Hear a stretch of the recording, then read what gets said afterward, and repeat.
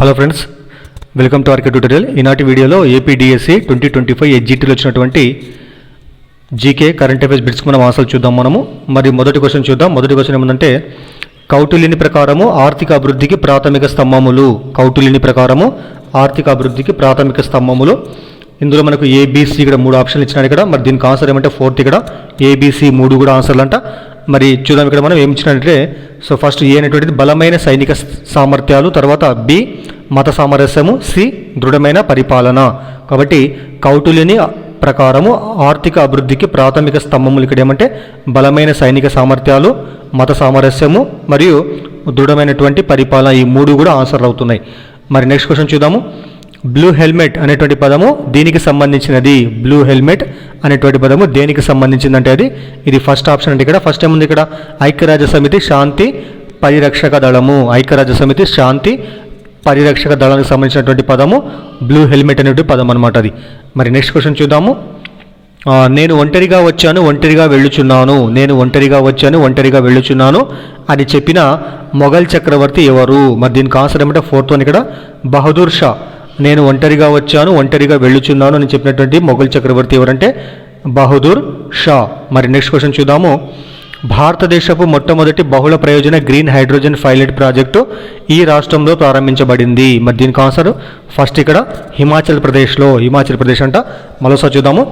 భారతదేశపు మొట్టమొదటి బహుళ ప్రయోజన గ్రీన్ హైడ్రోజన్ పైలట్ ప్రాజెక్టు ఏ రాష్ట్రంలో ప్రారంభించబడింది అంటే అది హిమాచల్ ప్రదేశ్ రాష్ట్రంలో ప్రారంభించబడింది. మరి నెక్స్ట్ క్వశ్చన్ చూద్దాము. సదస్సులకు సంబంధించి సరైన సమాధానం గుర్తించండి. సదస్సులకు సంబంధించి సరైన సమాధానం గుర్తించండి. మరి ఇక్కడ మనకు ఏబిసి 3 ఇచ్చినాడు ఇక్కడ ఆప్షన్లు ఇక్కడ. మరి ఇందులో మనకు ఆప్షన్ 4 ఆన్సర్ కాబట్టి ఏబిసి 3 కూడా కరెక్ట్ అనేటువంటివా ఒకసారి చూద్దాం మనము. COP 29 సదస్సు బాకు అజర్బైజాన్లో జరిగింది. COP 29 సదస్సు బాకు అజర్బైజాన్ రాజధానిలో జరగడం జరిగిందనమాట. మరి సెకండ్ బి అనేటువంటిది G20 సదస్సు రియో డి జెనీరో బ్రెజిల్లో జరిగింది. G20 సదస్సు రియో డి జెనీరో బ్రెజిల్లో జరిగింది.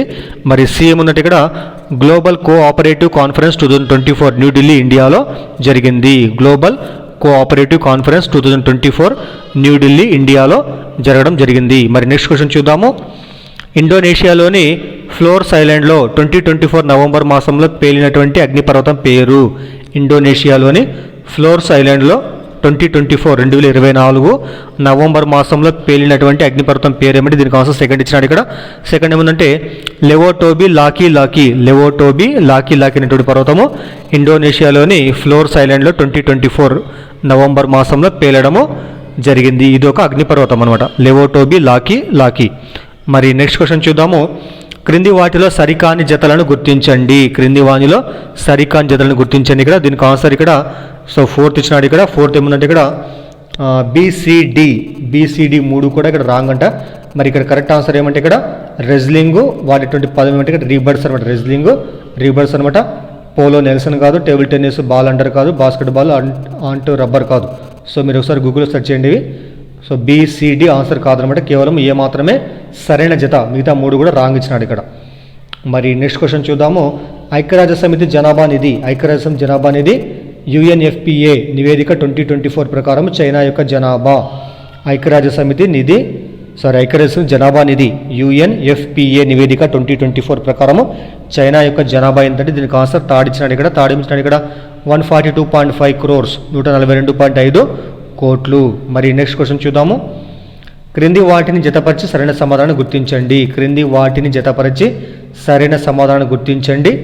మరి ఇక్కడ రచయితలు వారు రాసిన గ్రంథాల పేర్లు ఇక్కడ. మరి ఇక్కడ దీనికి ఆన్సర్ తాడిచ్చినాడు ఇక్కడ. తాడేముంది ఇక్కడ 1B 2C 3D తర్వాత 4E అనమాట. మరి చూద్దాము. మరి మొదటిది భరతుడు రాసిన గ్రంథం పేరు ఏమంటే ఇది నాట్యశాస్త్రం అనమాట. భరతుడు నాట్యశాస్త్రము. మరి తర్వాత వ్యాసుడు ఏంటంటే ఇక్కడ సామవేదము. నారదుడు సంగీత మకరందం రచించడం జరిగింది. అదేవిధంగా 4th వన్ జయదేవుడు యొక్క రచయిత గీతా గోవిందం. మరోసారి చూద్దాము. భరతుడు నాట్యశాస్త్రము, వ్యాసుడు సామవేదము, నారదుడు సంగీత మకరందం, తర్వాత జయదేవుడు గీతా గోవిందం అనమాట. ఇవి సో వారి గ్రంథాలు. తర్వాత క్వశ్చన్ చూద్దాము. స్కీములకు సంబంధించి సరైన సమాధానం గుర్తించండి. మరి ఫస్ట్ స్కీమ్ ఉంది ఇక్కడ సరే షెహర్ అంట. సరే దీనికి ఆన్సర్ ఏమంటే తాడిచ్చినాడు ఇక్కడ. ఏ మాత్రమే సరైందంటే బి కాదు ఇక్కడ.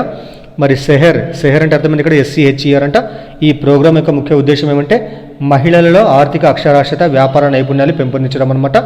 SCHER ప్రోగ్రామ్ యొక్క ఉద్దేశం ఏమంటే మహిళలలో ఆర్థిక అక్షరాస్యత, వ్యాపార నైపుణ్యాలు పెంపొందించడం అనమాట. మరి నెక్స్ట్ బిఎం ఉంది ఇక్కడ ఉన్నతి 2024. దీని యొక్క ఉద్దేశం ఏమిచ్చింది ఇక్కడ మత్స్యకారులకు సంస్థాగత లబ్ధి, ఆక్వాకల్చర్ ఇన్సూరెన్స్ సౌకర్యం కల్పించడం అంటే ఈ బి అనేది రాంగ్ అనమాట. మరి యాక్చువల్గా ఉన్నతి 2024 అనేటువంటిది సో ఇది విద్యా వ్యవస్థకు సంబంధించినటువంటి ఒక ప్రోగ్రామ్ అనమాట ఇది. సో విద్యార్థులకు ఏ విధంగా బోధించాలి, లెసన్ ప్లాన్ ఏ విధంగా తయారు చేయాలి, అదే యూనిట్ ప్లాన్ ఏ విధంగా ఉంటాయి, సో విద్యార్థులను ఏ విధంగా మనం బోధించాలనేటువంటి కార్యక్రమం అనమాట ఇది. సో ఇది రాంగ్ అనమాట. ఇది ఉన్నత అనేటువంటిది ఉన్నత పాఠశాలలు ఉపయోగించేటువంటి ఉన్నత పాఠశాలలు ఉపయోగించేటువంటి ఒక ప్రోగ్రామ్ అనమాట అది. సో తర్వాత క్వశ్చన్ చూద్దాం మనము. 2024 సంవత్సరం సాహిత్యం విభాగంలో నోబెల్ బహుమతి గ్రహీత హాంకాంగ్ ఏ దేశానికి చెందినవారు? దీనికి ఆన్సర్ సెకండ్ ఇచ్చినాడు ఇక్కడ దక్షిణ కొరియా. 2024 సంవత్సరం సాహిత్య విభాగంలో నోబెల్ బహుమతి గ్రహీత అయినటువంటి హాంకాంగ్ అనేటువంటి వ్యక్తి ఏ దేశస్థుడు అంటే అతను దక్షిణ కొరియా దేశస్థుడు అనమాట. మరి నెక్స్ట్ క్వశ్చన్ చూద్దాము. పుస్తకం రచయితకు సంబంధించి సరైన సమాధానం గుర్తించండి. పుస్తకం రచయిత సంబంధించి సరైన సమాధానం అంటే ఇక్కడ మరి దీనికి ఆన్సర్ థర్డ్ ఇచ్చినాడు ఇక్కడ. థర్డ్ ఏముంది ఇక్కడ BDAC ఇచ్చినాడు ఇక్కడ. సో BDAC అంటే 1B 2D ఇక్కడ చూద్దాం. ఇక్కడ మనం 2 leaves and a bird 2 leaves and a bird మరి దీనికి ఆన్సర్ ఏమంటే so B Mulk Raj Anand. 2 leaves and a bird యొక్క రచయిత ముల్క్రాజ్ ఆనంద్. అదేవిధంగా బియాండ్ ద లైన్ దీని యొక్క రచయిత ఎవరంటే Kuldip Nayar. So fourth D ఇచ్చినాడు ఇక్కడ. బియాండ్ ది లైన్ యొక్క ఆన్సరు కులదీప్ నయ్యర్. తర్వాత అదేవిధంగా third one A Brief History of Time యొక్క రచయిత ఎవరంటే ఫస్ట్ వన్ ఇక్కడ స్టీఫెన్ హాకింగ్. అదేవిధంగా so fourth one the Roots యొక్క రచయిత ఎవరంటే అలెక్స్ హెలీ. మరోసారి చూద్దాము. 2 leaves and a bird రచయిత Mulk Raj Anand. Beyond the Line యొక్క రచయిత Kuldip Nayar. A Brief History of Time Stephen Hawking. తర్వాత ది రూట్స్ యొక్క రచయిత ఎవరంటే అలెక్స్ హెలీ. మరి తర్వాత క్వశ్చన్ చూద్దాము. పారా అథ్లెటిక్ నుండి ఎంపికైనటువంటి మేజర్ ధ్యాన్ చంద్ ఖేల్ రత్న అవార్డు 2024 యొక్క విజేత ఎవరు? పారా అథ్లెటిక్ నుండి ఎంపికైనటువంటి మేజర్ ధ్యాన్ చంద్ ఖేల్ రత్న అవార్డు 2024 పొందినటువంటి విజేత ఎవరంటే దీనికి ఆన్సర్ సెకండ్ వన్ ఇక్కడ ప్రవీణ్ కుమార్ అనమాట. పారా అథ్లెటిక్ నుండి ఎంపికైనటువంటి మేజర్ ధ్యాన్ చంద్ ఖేల్ రత్న అవార్డు 2024 పొందినటువంటి విజేత ఎవరంటే ప్రవీణ్ కుమార్ అనమాట. మరి తర్వాత క్వశ్చన్ చూద్దాము. ప్రస్తుతం అమల్లోని చట్టం ప్రకారం ఈ డిగ్రీల కోణం కన్నా తక్కువ దృష్టి క్షేత్రం ఉంటే అంధత్వంగా పిలుస్తారు. మరి ఎంత కోణం అంటే దీనికి ఆన్సర్ ఫోర్త్ వన్ ఇక్కడ 10 డిగ్రీల కంటే కూడా. సరే చూద్దాం. ఇక్కడ మనం ప్రస్తుతం అమల్లోని చట్టం ప్రకారం ఈ డిగ్రీల కన్నా అంటే 10 డిగ్రీల కోణం కన్నా తక్కువ దృష్టి క్షేత్రం ఉంటే అంధత్వంగా పిలవడం జరుగుతుంది.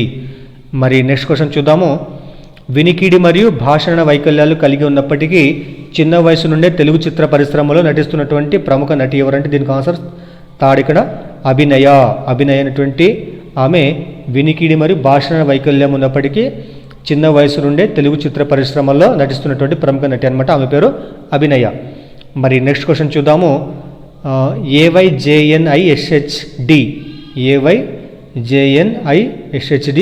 ప్రధాన కార్యాలయము ఇక్కడ ఉంది. మరి ఎక్కడ ఉండేది దీనికి ఆన్సర్ సెకండ్ వన్ ముంబైలో అనమాట. ముంబైలో ఉండడం జరుగుతుంది. సో గుర్తుపెట్టుకోవాలా.